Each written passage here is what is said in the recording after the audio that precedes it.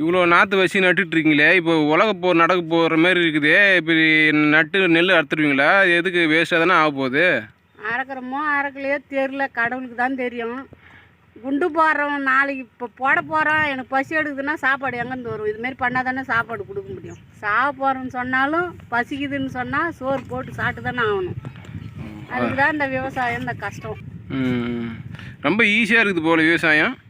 யார் சொன்னது ஈஸின்னு?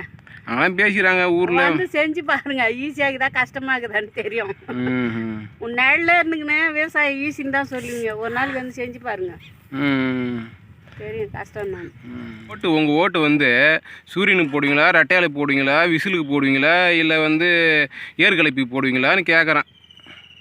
விவசாயம்லாம் பண்ணுறீங்களா, ஏற்கலப்பி போட்டுருவீங்களா, இல்லை சரி யாருக்கு போட்டாலும் விவசாயம் முதல் இடத்துல வைக்க போகிறதுக்கு கிடையவே கிடையாது. இல்லையா, நிறைய இப்போ வந்து சப்ஸ்கிரைப்டியா அது இதெல்லாம் எது மானியம் கீனியெல்லாம் தராங்களே உங்களுக்கு.